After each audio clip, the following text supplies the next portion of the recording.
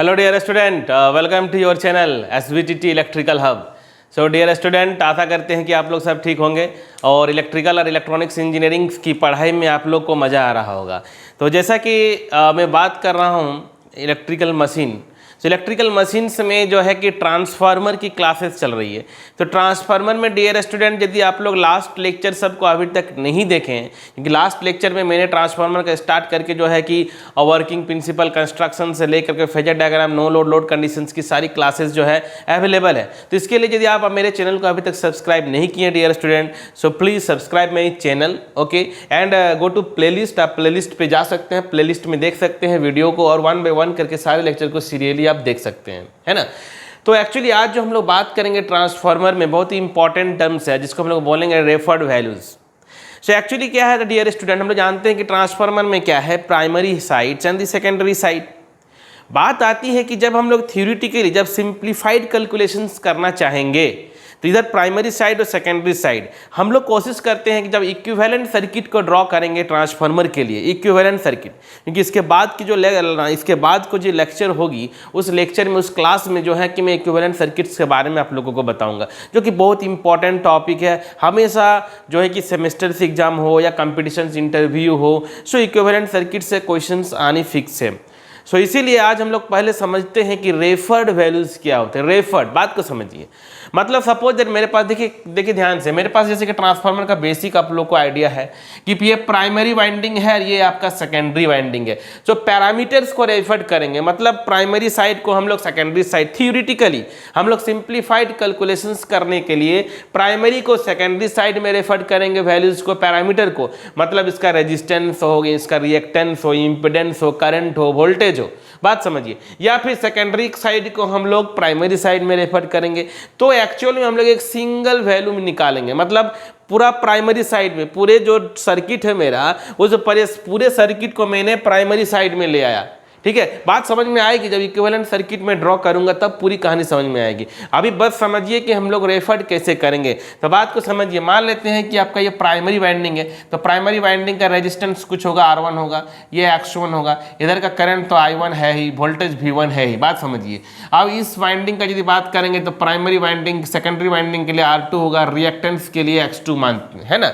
हम लोग 1 और 2 क्या क्यों मानते हैं, 1 हम लोग प्राइमरी के लिए और हम लोग 2 किसके लिए है, सेकेंडरी साइड के लिए। तो बात यहां पर है कि हम लोग रेफर्ड करेंगे वैल्यू को, तो कैसे करेंगे, तो समझिए बात को, एक छोटा सा कंसेप्ट। मान लेते हैं कि आपका इस वाइंडिंग का, ये सेकेंडरी वाइंडिंग का रेजिस्टेंस R2 है। अब मैंने क्या किया कि इस रेजिस्टेंस को, मतलब R2 के, मतलब सेकेंडरी वाइंडिंग का रेजिस्टेंस को मैं रेफर्ड कर रहा हूं किस साइड में, प्राइमरी साइड में। बात को समझिए, प्राइमरी साइड में हम लोग रेफर्ड कर रहे हैं। तो ये जो रेजिस्टेंस जो इस साइड में रेफर्ड हो रही है, ध्यान से समझिएगा, तो ये रेजिस्टेंस जो होगा सेम इफेक्ट क्रिएट करेगा यहां भी जो कर रहा था सेकेंडरी में। मतलब इसके कारण जो पावर का जो बात करते हैं, जो कंजम्पशन होगा पावर का, ये रेजिस्टेंस को जब रेफर्ड करेंगे तो सेम पावर जो कि यहां पर कंज्यूम कर रहा था, यहां पर जो पावर का बात हो रही थी, सेम पावर यहां भी कंज्यूम करेगी। अब यहां पर जैसे हम लोग बात करते हैं, देखिए ध्यान से कि let us transfer the resistance of secondary winding R2 to the primary side. अभी हम लोग क्या कर रहे हैं, फर्स्ट केस में हम लोग क्या कर रहे हैं कि secondary is referred to primary side. फिर हम लोग बात करेंगे primary refer to secondary side. ठीक है, या तो हम लोग प्राइमरी को सेकेंडरी में ले जाइए या तो सेकेंडरी को उठा करके प्राइमरी में ले आइए। तो क्या रिलेशन हम लोग निकालेंगे, ध्यान से समझिएगा, बहुत इंपॉर्टेंट टॉपिक है। सो R2 डैश, मान लेते हैं कि जो हम लोग इस वाइंडिंग का रेजिस्टेंस को इधर जब रेफर कर रहे हैं तो मान लेते हैं कि R2 डैश है। क्या है, R2 डैश ये क्या है, is the resistance of the secondary winding refer to the primary winding. समझ में आ रहा होगा बात, क्योंकि हम लोग का जो एक्चुअल रेजिस्टेंस है क्या है, ये R2 है। लेकिन हम बात कर रहे हैं कि नहीं, हम लोग क्या कर रहे हैं, सर्किट को सिंप्लीफाई कर रहे हैं। हम लोग क्या कर रहे हैं, एक ही साइड में बात कर रहे हैं, मतलब ये सेकेंडरी को ले जा रहे हैं उठा करके प्राइमरी साइड में, है ना। तो ये R2 नहीं रह करके हम लोग उसको मान लेते हैं कि R2 डैश है। क्या है, R2 डैश है। बात को समझिए, तो ये जो R2 का जो इफेक्ट होगा सेम पावर कंज्यूम्ड करेगा जो कि आपका सेकेंडरी में कर रहा था, है ना। तो दोनों का पावर का यदि हम लोग बात करेंगे कि हम लोग का सेम पावर कंज्यूम कर रहा है प्राइमरी में जो कि कर रहा था सेकेंडरी में। ध्यान से समझिएगा, सारी चीज क्लियर हो जाएगी अभी। तो R2 डैश, पावर का फॉर्मूला क्या होता है, I²R। तो यहाँ पर जो करंट रेफर्ड कर रहे हैं वो डैश मान के चल रहे हैं, I R2 हो गया is equal to R2 dash यहाँ पर, और एक्चुअल I2 स्क्वायर और ये आपका R2 हो गया। समझ में आ रहा होगा ना, ये रेफर्ड के कारण है। और ये जो है मेरा एक्चुअल जो पावर कंज्यूम्ड है, ठीक है, वो सारी क्वांटिटी को मैंने कहाँ रेफर कर दिया हूँ, प्राइमरी साइड में, ठीक है, प्राइमरी साइड में। तो देखिए यहाँ पर हम लोग R2 डैश का रिलेशन निकालते हैं। So R2 dash is equal to, ध्यान से समझिए, I2 बाई ये I2 dash is nothing but हम लोग का जो क्या कौन सा आ गया, प्राइमरी साइड के लिए, जो प्राइमरी साइड का बात कर रहे हैं, ठीक है। तो इसका क्या हो जाएगा, होल स्क्वायर हो गया और ये आपका R2 हो गया। तो यदि डियर स्टूडेंट आप लोग ट्रांसफॉर्मेशन रेशियो के बारे में यदि आप लोग को पता होगा तो देखना, मैं बताया था, क्या बताया था कि जैसे कि E1 by E2 is equal to N1 by N2 is equal to I2 by I1 is equal to K, बताया था ना। तो यहाँ पर I2 बाई I1, I2 ये nothing but simply I2 by I1 है। सो I2 बाई I1 का मतलब K लिख सकते हैं कि नहीं, बताइए, K लिख सकते हैं, तो K स्क्वायर R2। तो बात समझ में आई। तो हम लोग यदि R2 dash is equal to K square R2 बात करेंगे, मतलब समझिए इसका मतलब ये R2 dash, what is here R2 dash, R2 dash is the secondary winding resistance referred to primary side. What is R2 here? R2 is the secondary winding resistance referred to primary side. हम लोग यदि यहाँ का resistance को K square से, समझिए ध्यान से समझिएगा, जो ट्रांसफॉर्मेशन रेशियो है उससे यदि स्क्वायर मतलब K स्क्वायर से मल्टीप्लाई कर देंगे तो ये जो रेजिस्टेंस रेफर्ड हो जाएगा प्राइमरी के लिए। ये क्या किसके लिए रेफर्ड हो जाएगा, प्राइमरी के लिए। तो R2 dash is the secondary winding resistance referred to primary side. Similarly हम लोग रिएक्टेंस के केस में भी करेंगे। सो रिएक्टेंस के केस में मान लेते हैं कि क्या है, X2 dash is the reactance of secondary winding referred to primary side, referred to primary winding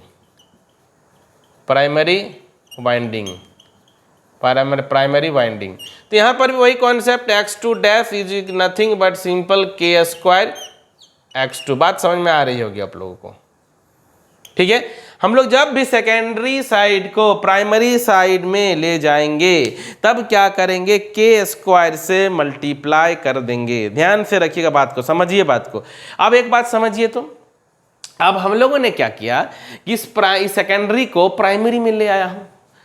ध्यान से समझिए, इस सेकेंडरी को प्राइमरी में ले आया हूं, तो बताइए प्राइमरी का जो इफेक्टिव रेजिस्टेंस क्या होगा। बात को समझ में आ रहा है ना, कि वहां पर तो पहले से R1 था ही, वहां पर पहले से R1 तो था ही, लेकिन अब हम लोगों ने भाई सेकेंडरी वाइंडिंग को भी वहां ले गया। तो सेकेंडरी वाइंडिंग को ले गया तो उसका इफेक्टिव रेजिस्टेंस तो अब R1 तो नहीं रहा ना, अब R1 के साथ में क्या हो गया, R2 डैश सीरीज प्लस हो गया। तो हम लोग बोल सकते हैं कि सपोज, देखिए मैं यहाँ पर लिखता हूँ RE1 मान लेता हूँ, ध्यान से समझिएगा, ये RE1 is nothing simply effective resistance of the primary winding. What is this? This is the effective resistance of the primary winding, okay, when whole of the parameters are transferred to primary side. This is the effective resistance of the primary winding. This is the, देखिए बहुत अच्छी concept है। जो भी BTech का आप लोग semesters का एग्जाम हो या आप लोगों का कॉम्पिटिटिव एग्जाम हो या पॉलिटेक्निक का भी बात कर रहे हैं, तो जो मैं एकदम बेसिक लेवल से आप लोगों को बता रहा हूँ। So effective resistance of primary winding, क्योंकि हम लोगों ने प्राइमरी में हम लोगों ने क्या किया है, सेकेंडरी भी हम लोगों ने ट्रांसफर कर दिया है ना, हम लोगों ने उसको उठा करके यहाँ ले आया। सो RE1 is equal to R1 तो बच्चों पहले से ही था, R1 तो पहले से ही था। अब इसमें हम लोगों का R2 डैश आ गया। क्या आ गया? R1 तो पहले से ही था और इसमें R2 डैश आ गया। सो R1 प्लस R2 डैश, तो R2 डैश का वैल्यू क्या है देखिए, तो K स्क्वायर R2 है, K स्क्वायर R2 है। तो हम लोगों का इफेक्टिव रेजिस्टेंस निकला जब हम लोगों ने वाइंडिंग को, सेकेंडरी वाइंडिंग को रेफर्ड कर दिया किस साइड में, प्राइमरी साइड में। तो देखिए बहुत सिंपल सा कॉन्सेप्ट। अब सिमिलरली यदि हम लोग बात करेंगे किसका, इफेक्टिव रिएक्टेंस का, किसका बात करेंगे, इफेक्टिव रिएक्टेंस का, जब हम लोग फिर प्राइमरी में रेफर कर रहे हैं, तो देखिए यहाँ पर लिख रहा हूँ, ध्यान से समझिएगा। XE1 तो ये क्या हो गया, effective reactance refer to primary winding. Secondary को जब उसमें ले जा रहा हूँ तो यहाँ भी सिंपल XE1 इजिकल टू जो हम लोगों का ओरिजिनल है किसका, प्राइमरी का, और प्लस X2 डैश है, सो X1 प्लस के स्क्वायर। बात समझ में आ गई होगी आप लोगों को। अब याद रखिएगा, यदि ट्रिक याद रखना है तो सीधा सीधी याद रखिए कि हम लोगों ने जब सेकेंडरी को, ध्यान से समझिए, सेकेंडरी को इधर उठा के ले जाएंगे, जब हम लोग एक ही वाइंडिंग में प्राइमरी में तब क्या करेंगे, के स्क्वायर से मल्टीप्लाई कर देंगे। अब देखिए एकदम क्लियर हो गया, हम लोगों के पास आ गया है रेजिस्टेंस और हम लोग के पास आ गया है रिएक्टेंस। तो हम लोग इंपिडेंस तो निकाल सकते हैं ना, इंपिडेंस में भी कोई दिक्कत है क्या, इंपिडेंस में भी कोई दिक्कत नहीं है। इंपिडेंस का मतलब हम लोग जेड से नोट करते हैं, तो मान लेते हैं कि इफेक्टिव इम्पीडेंस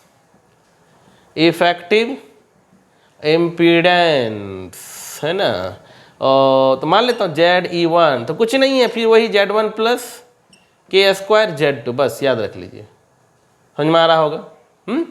तो देखिए हम लोगों ने क्या किया अभी पहला केस में कि सेकेंडरी को प्राइमरी में रेफर किया हूँ, सेकेंडरी को प्राइमरी में रेफर कर दिया हूँ। अब हम लोग जो बात करेंगे आएंगे नेक्स्ट में, ठीक है, हम लोग आते हैं अब नेक्स्ट में। और ZE1 को हम लोग ऐसा भी लिख सकते हैं, ZE1 ये सब तो कॉम्प्लेक्स फॉर्म में, सब में J फॉर्म में लिख सकते हैं, ठीक है। इसमें अभी यहीं तक समझिए अभी, क्योंकि यहाँ पर जो हम लोग जो बेसिक बात कर रहा हूँ कि अभी हम लोग बाइंडिंग को रेफर कर रहा हूँ, मतलब सेकेंडरी को अभी प्राइमरी में रेफर किया हूँ, ठीक है। इसका स्क्रीनशॉट लीजिए, हम लोग नेक्स्ट पे आते हैं। देखिए हम लोग नेक्स्ट अब क्या रेफर करेंगे, अब हम लोग क्या कर रहे हैं कि जो प्राइमरी को सेकेंडरी में रेफर करेंगे, मतलब हम लोग जो है कि पूरा वाइंडिंग को सेकेंडरी साइड से तरफ से ले जाएंगे, सेकेंडरी साइड में ले जाएंगे। पहले हम लोगों ने क्या किया था, वहां से उठा करके प्राइमरी में लाया था, अब हम लोग प्राइमरी को सेकेंडरी में लेके जाएंगे। तो बहुत छोटा सा concept, equivalent value refer to secondary side, हम लोग लिख लेते हैं, equivalent values refer to equivalent value referred to, किधर कर रहे हैं, सेकेंडरी में कर रहे हैं, अब सेकेंडरी में कर रहे हैं, ठीक है। देखिए पहले केस में हम लोगों ने क्या किया था कि जब के स्क्वायर से मल्टीप्लाई कर रहे थे, क्या कर रहे थे, के स्क्वायर से मल्टीप्लाई कर रहे थे। अब हम लोग क्या करेंगे, जस्ट अपोजिट याद रखिए, ज़्यादा कॉन्सेप्ट कुछ नहीं है। अब हम लोगों ने क्या किया हूं कि जैसे R1 को उठा करके कहाँ ले गया हूं, सेकेंडरी में ले गया हूं। R1 को उठा करके कहाँ ले गया हूं, तो हम लोग मान लेते हैं कि जब R1 को ले जा रहे हैं तो R1 डैश हो गया।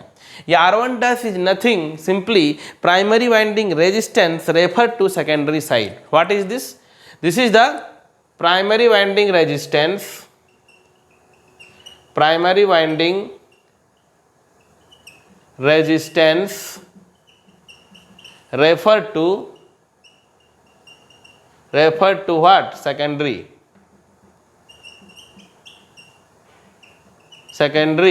वाइंडिंग। ध्यान से समझिए बात को, ठीक है। तो यहां पर क्या करना है हम लोगों को, R1 dash is equal to, याद रखिएगा, ये याद रखिएगा, R1 बाय के स्क्वायर। जैसा कि हम लोगों ने वहाँ पर क्या किया था, मल्टीप्लाई किया था। यहाँ पर हम लोग देखिए थोड़ा सा ट्रिक है, तो कुछ याद रखने से क्या होगा ना, आसानी होगा। हम लोगों ने यहाँ पर क्या किया था कि जब हम लोगों ने इसको ट्रांसफर किया तो हम लोगों ने क्या किया था कि R2 dash is equal to K square और R2 किए थे। लेकिन हम लोग R1 को जब इधर ले जाएंगे तो हम लोग याद रखिएगा, हम लोग क्या करेंगे, के स्क्वायर से डिवाइड कर देंगे, याद रखिए, सिंपल सा कॉन्सेप्ट। अब यदि हम लोग बात करेंगे कि X1 डैश, तो सिमिलरली हो जाएगा, सब सिमिलरली, तो यहाँ पर क्या हो जाएगा, X1 बाय के स्क्वायर, है ना। अब इफेक्टिव यदि बात करेंगे रेजिस्टेंस का, रिएक्टेंस का और इम्पिडेंस का, तो बस वही वाली कहानी आ जाएगी कि हम लोग बात करते हैं कि RE2 मतलब समझ रहे हैं ना क्या कर रहे हैं। अब हम लोगों ने कब जो वाइंडिंग है वो वाइंडिंग कहाँ है, पूरा वाइंडिंग हम लोग का सेकेंडरी साइड में है ना, हम लोग का पूरा वाइंडिंग प्राइमरी में नहीं है, हम लोग का पूरा वाइंडिंग अब कहाँ चल गया है, सेकेंडरी में चल गया। तो बात पहले से सेकेंडरी में जो रेजिस्टेंस है वो पहले से क्या है, R2 रखा हुआ है। पहले से जो रेजिस्टेंस है वो सेकेंडरी में क्या है, सेकेंडरी का रेजिस्टेंस R2 है। अब लेकिन हम लोग R1 को ले गए हैं, तो RE2 is nothing but simply R2 और प्लस R1 मतलब डैश होगी। तो यहाँ पर लिखेंगे कि R2 प्लस R1 बटा के स्क्वायर। तो देखिए ये निकल गया effective resistance of the secondary winding. Similarly XE2 हो जाएगा, जो X2 पहले से है ही, और X1 डैश। तो यहाँ पर बात करेंगे X2 प्लस X1 बाय के स्क्वायर। बोलिए क्लियर है कि नहीं है, बात को समझ में आ रही है कि नहीं आ रही है, बेसिक कॉन्सेप्ट समझ में आ रहा है कि नहीं आ रही है, क्योंकि बहुत इंपॉर्टेंट टॉपिक हम लोग का चल रहा है, ये सब बहुत ही इंपॉर्टेंट, जिसको कहते हैं बहुत इंपॉर्टेंट है, कन्फ्यूजन नहीं करना है कभी भी। छोटी मोटी ऑब्जेक्टिव क्वेश्चंस भी आ जाती है, छोटी मोटी जो क्वेश्चंस भी आती है इससे, ऑब्जेक्टिव क्वेश्चन, तो इसलिए याद रखना होगा, कुछ ज़्यादा याद नहीं रखना, बस याद कीजिए कि जब इधर से उठा करके इधर तो के स्क्वायर, इधर से उठा करके इधर तो डिवाइडेड बाई के स्क्वायर, इतना ही आप याद रखिए, सारी कहानी खत्म। अब देखिए ZE1 ZE2 का बात करेंगे, ZE2 का बात करेंगे, बस हो गया Z2 प्लस Z1 डैश, तो बस हो गया Z2 प्लस Z1 बाई के स्क्वायर। तो इस तरह से हम लोग जो है प्राइमरी को सेकेंडरी में और सेकेंडरी को प्राइमरी में रेफर्ड कर सकते हैं। बोलिए, कर सकते हैं कि नहीं कर सकते हैं? कर सकते हैं, ठीक है। हाँ, यदि हम लोग इसको इस इम्पीडेंस का फॉर्म में ऐसे भी लिख सकते हैं, ZE2 is equal to RE2 plus JXE2, ठीक है, ये सब तो पता है आप लोगों को, Z is equal to R plus JX होती है। तो देखिए हम लोगों ने प्राइमरी को सेकेंडरी में, सेकेंडरी को प्राइमरी में, ये हम लोग क्या करते हैं थ्योरेटिकली, हम लोग क्या करते हैं voltage, current, impedance, resistance, reactance को प्राइमरी में, सेकेंडरी को प्राइमरी में हम लोग रेफर्ड करते हैं, सिंप्लीफाई करने के लिए कैलकुलेशंस को रेफर्ड करते हैं थ्योरेटिकली हम लोग रेफर करते हैं सिंप्लीफाइड कैलकुलेशंस के लिए, ताकि हम लोग जब इक्विवेलेंट सर्किट बनाएंगे, तो तरह तरह से बनाएंगे। हम लोग यहाँ का सर्किट को वहाँ ले जाएंगे प्राइमरी को सेकेंडरी में, तब हम लोग क्या करेंगे, एक तरह का सर्किट रहेगा, सेकेंडरी में सेकेंडरी, प्राइमरी में प्राइमरी साइड। तो इसीलिए हम लोगों को ये रेफर्ड वैल्यू का कॉन्सेप्ट को जानना जरूरी है, और बहुत सिंपल सा कॉन्सेप्ट है, बस याद रखिएगा यही वाला चीज़, के स्क्वायर डिवाइडेड बाई के स्क्वायर, ठीक है। तो देखिए आज की क्लास में जो है कि आप लोगों को मैंने रेफर्ड वैल्यू के बारे में जो है बताने का कोशिश किया हूँ पूरा डिटेल, क्योंकि डिटेल मतलब क्या है कि इसमें यही नॉलेज ही है, ठीक है, इतना ही जानकारी आप लोगों को अभी चाहिए। हम लोग नेक्स्ट क्लास में आते हैं जिसमें हम लोग इक्विवेलेंट सर्किट को ड्रॉ करेंगे। जितनी सारी इक्विवेलेंट सर्किट है, जितनी तरह की इक्विवेलेंट सर्किट होगी, सारी मैं आप लोगों को बता दूंगा, चाहे आपको बीटेक का एग्जाम हो, मैं बता रहा हूँ बार बार, कोई भी सेमेस्टर, सारी आप लोग का सिलेबस इसमें कवर हो जाएंगी, ठीक है। So okay dear student, bye all of you, take care.